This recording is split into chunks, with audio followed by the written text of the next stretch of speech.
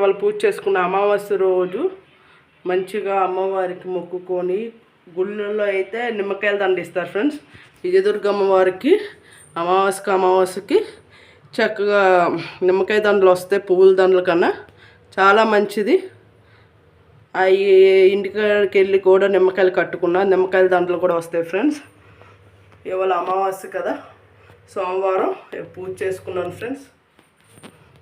మంచిది. అమావాస్య రోజు భయపడతారు కానీ అమావాస్య రోజు అమ్మవారికి చాలా ఇష్టమైన రోజు.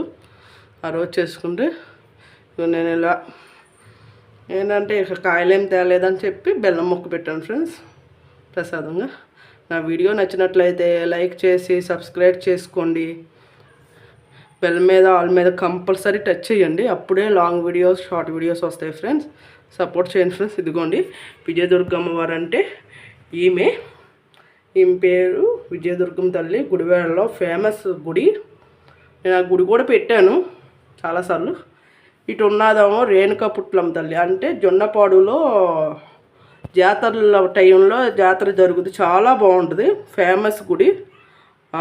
అదేంటంటే పుట్ట మీద వెలిసింది అంటారు అమ్మవారు. ఒక ఆయనకి చెప్పి ఇలా పుట్ట మీద వెలిసింది వచ్చి ఇక్కడ ప్రతిష్ట చేయండి అని చెప్పి అన్నారంట. ఎందుకంటే మాకు తెలిసిన ఆంటీ వాళ్ళ అత్తయ్య గారు మామగారు చెప్పారు. నేను ఒకసారి ఏంటి మా అమ్మ అసలు దీనికంటే రెడ్లుకి కులదైవం ఫ్రెండ్స్. రేణుకా పుట్లమ్మ తల్లి అంటే జొన్నపాడులో గుడివాడ దగ్గర కులదైవం. పుట్ట మీద వెలిసింది, అందుకనే రేణుకా పుట్లమ్మ తల్లి అని వచ్చింది పేరు.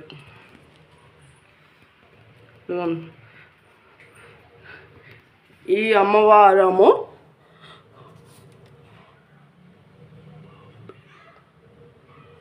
పెద్దమ్మ తల్లి ఫ్రెండ్స్.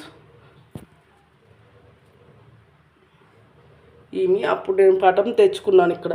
ఈ అమ్మవారు పెద్దమ్మ తల్లిది హైదరాబాద్లోని ఫేమస్ గుడి. ఇక ఇవన్నీ మామూలుగా ఫస్ట్లో పెళ్ళైన కొత్తలో తెచ్చుకున్నాయి. శివుడు పార్వతి వాళ్ళ సోమవారం వచ్చింది, అమావాస్య వచ్చింది ఫ్రెండ్స్. మీరు ఎలా చేసుకున్నారు పూజ, మీరు ఎలా చేసుకుంటారో, ఎవరైనా ఫొటోస్ ఉన్నాయో ఎక్కడి నుంచైనా తెస్తే ఆ ఊరి పేరు కూడా చెప్పండి. చక్కగా చాలామంది తెలియని వాళ్ళు తెలుసుకుంటే నేను చెప్పినట్లుగా. ఈ అమ్మవారేమో గుడివాడ అమ్మవారు, ఈ అమ్మవారేమో జొన్నపాడు అమ్మవారు.